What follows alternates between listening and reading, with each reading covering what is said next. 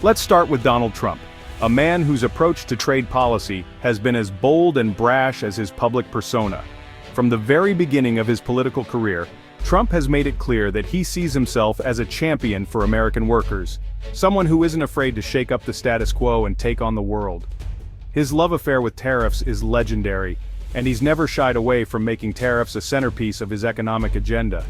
Whether he's touring factories or meeting with blue-collar workers, Trump repeats the same message. America is losing because other countries are taking advantage of us. For years his message has been simple and direct. Other countries are ripping us off, and only he has the guts to stop it. His solution? Tariffs.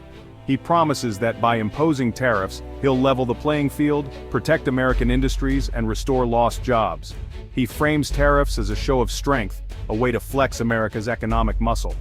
According to Trump, tariffs will make America rich again, bring back manufacturing jobs, and punish our rivals for unfair trade practices. Trump claims that foreign countries pay these tariffs directly, as if money flows straight from Beijing into the US Treasury. He paints a vivid picture.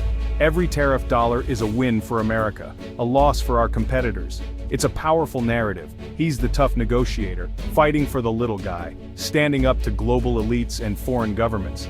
His supporters see him as a defender of American pride and prosperity. Never mind that economists, business leaders, and even many in his own party say this isn't how tariffs work. They argue that tariffs are actually paid by American importers and consumers, not foreign governments. But Trump just doubles down, repeating the message at rallies and online, fueling national pride and economic anxiety. He taps into the frustrations of those who feel left behind by globalization, offering a simple solution to a complex problem. This is the foundation of his trade philosophy, a simple, bold, and fundamentally misleading promise. It's a message that resonates with millions, even as experts warn of its consequences. For Trump, the power of a big, simple promise is hard to beat. Let's break it down. What is a tariff, really? At its core, a tariff is simply a tax that a government places on goods coming into the country from abroad. It's not some mysterious fee or hidden charge.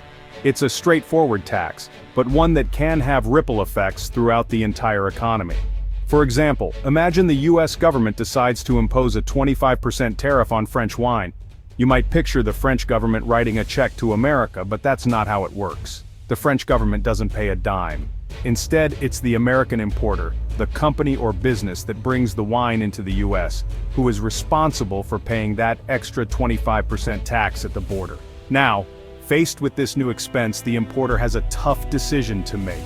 They can either absorb the cost themselves, which means making less profit on every bottle they sell, or they can pass that cost along to the next link in the chain. Most businesses, especially small ones, can't afford to just eat the cost, so they usually raise their prices. As the wine moves from the importer to the distributor and then from the distributor to your local store, each step adds a little more to the price. Everyone along the supply chain needs to cover their own increased costs, so the price keeps climbing. By the time that bottle of French wine reaches the shelf at your neighborhood grocery store, it's significantly more expensive than it would have been without the tariff. So when you finally pick up that bottle and head to the checkout, you're the one who ends up paying the tariff. It's built right into the price tag, even though you never see a separate line item for it. The idea that tariffs are a bill sent to France, China, or any other country is a common myth. In reality, tariffs are taxes collected from Americans, by Americans, right here at home. The money goes straight to the US government, not to any foreign treasury. Politicians sometimes claim that tariffs make other countries pay, but that's not how the system works. For example, when President Trump said that China was paying billions in tariffs, what actually happened was that American companies paid those tariffs when they imported goods from China. To cover their losses, they raised prices for American consumers. In this way, tariffs are a domestic tax, cleverly disguised as a foreign policy tool. They're often sold as a way to punish other countries or protect American jobs, but the immediate effect is felt right here at home, in the form of higher prices and squeezed family budgets. Think of it like this. It's as if you're punching yourself in the face to prove how tough you are to your opponent. Sure, your rival might be entertained, but you're the one left with the black eye and the pain. Tariffs are often marketed as a way to make foreign countries pay their fair share, but in reality the cost lands squarely on the shoulders of American families. Every time you shop for groceries, electronics, or clothes, you might be paying a little extra because of tariffs. The truth is simple: tariffs are taxes, and it's Americans who foot the bill. The government collects the money, but it comes straight from your wallet, not from some faraway foreign government. The president's claim that tariffs are a simple solution sounds appealing, but the reality is much more complicated and much more painful for your wallet. The next time you see a politician promising to make another country pay, remember who's really picking up the tab. So the next time you notice a higher price tag at the store, whether it's on wine, electronics, or even everyday groceries, remember, that's the tariff quietly at work, making things more expensive for you and your family. It's not foreign governments paying these taxes, it's you, the American consumer, who feels the impact every time you shop. And that's the real magic trick of tariffs, making it look like someone else is paying, when in reality, the cost disappears from your wallet. Don't be fooled by the sleight of hand. Tariffs don't just make your wine or washing machine pricier. When a government imposes tariffs, essentially taxes on imported goods, the effects are felt far beyond the store shelves. The price increases you see on everyday items are just the tip of the iceberg. These tariffs ripple through the entire economy, touching nearly every industry and household. From the largest corporations to the smallest family businesses, no one is completely shielded from their impact. Higher import costs mean families have less to spend on other essentials, which is like a pay cut for everyone. When groceries, appliances, and even clothing cost more, families are forced to make tough choices, cutting back on dining out, vacations, or even saving for the future. American manufacturers who rely on foreign parts face higher costs, so their products either get more expensive for consumers or become less competitive in global markets. This can lead to lower sales, layoffs, or even factories shutting down. Other countries often retaliate, slapping tariffs on American exports like China did with soybeans and pork, devastating U.S. farmers. Suddenly, crops and livestock that once had eager buyers overseas are left unsold, putting entire communities at risk. The uncertainty created by tariffs makes businesses hesitate to invest or hire new workers, and financial markets get jittery. Companies may delay launching new products or expanding operations, worried about unpredictable costs and shifting trade rules. The threat of trade wars makes it hard for companies to plan for the future, slowing economic growth. When businesses pull back, the effects trickle down: fewer jobs, less innovation, and a weaker economy overall. Tariffs can even push the entire global economy closer to recession. As countries respond with their own tariffs, international trade slows and the world's economies become more isolated and less efficient. What starts as a tax on imports quickly becomes a drag on jobs, investment, and growth. Businesses close, workers lose jobs, and communities struggle to recover. The pain spreads far beyond the checkout line. It touches every part of the economy, from the factory floor to the family dinner table. That's the real cost of tariffs, a chain reaction that affects us all, often in ways we don't immediately see. Trump's tariff strategy was supposed to give the U.S. leverage for better trade deals. Instead, it alienated allies like Europe, Canada, and Japan, who suddenly faced tariffs themselves. Rather than uniting against China, the U.S. picked fights with everyone, fracturing alliances. Allies retaliated, targeting American products and hurting U.S. exporters. The result: multiple trade disputes, damaged relationships, and little real progress. The USMCA deal with Canada and Mexico brought minor changes, but at a high cost. The promised big win with China never materialized, just a prolonged, costly trade war.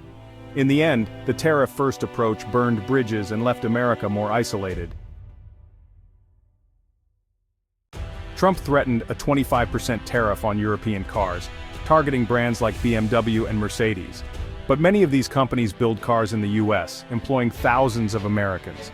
A tariff would have hurt American workers and factories as much as European ones. The threat alone rattled the auto industry, stalling investment and raising uncertainty. Dealers faced the choice: absorb losses or hike prices, risking sales and jobs. The sweeping tariff was never fully implemented, but the damage to trust and planning was done. It showed how tariffs can backfire, hurting Americans as much as anyone else. Apple became a poster child for the limits of Trump's tariff war. Trump demanded Apple move iPhone production from China to the US, threatening tariffs if they didn't. But Apple's supply chain in China is vast, skilled, and nearly impossible to replicate in America. When tariffs hit, Apple lobbied hard, warning that the costs would hurt US innovation and consumers. Apple shifted a small amount of production elsewhere, but most iPhones stayed in China. The tariffs forced Apple to absorb some costs and raise some prices, but the core business model didn't change. The episode proved that slogans like "Made in America" are easier said than done. Tariffs couldn't force a global company to rewrite decades of supply chain strategy overnight. Most Americans understand tariffs are taxes they end up paying. Prices go up, plain and simple. Yet the White House pushed the narrative that foreign countries pay, creating a disconnect. The media often reported both sides, Trump's claim and the economic reality, without clearly stating the facts. This he said she said approach muddied the waters, letting misinformation spread. Many journalists did push back, but the overall coverage often failed to cut through the spin. In the end, the public's gut instinct about tariffs was more accurate than much of the media coverage. The press corps had a chance to challenge the administration's false claims about tariffs, but often missed it. Instead of pressing for facts, questions stayed surface level, focused on politics, not economics. Some journalists did excellent work, but televised briefings rarely corrected the record. The "China pays" line was repeated so often it started to sound true. The lack of consistent pushback let misinformation take root, framing tariffs as patriotic rather than costly. When the press fails to clarify basic facts, political spin fills the gap. On tariffs, the press too often left the public with confusion instead of clarity. Tariffs aren't just political theater, they hit your wallet, your job, and the whole economy. Knowing who really pays is key to being an informed citizen. When the media doesn't cut through the noise, everyone pays the price. Tariffs are a tax on imports, paid by Americans. Any debate that denies this is fantasy, not policy. Making economic decisions based on fantasy is dangerous for everyone. The story of Trump's tariffs is a warning. Pay attention, look past the slogans, and demand the facts. Because when a politician says someone else will pay, always check your own pockets.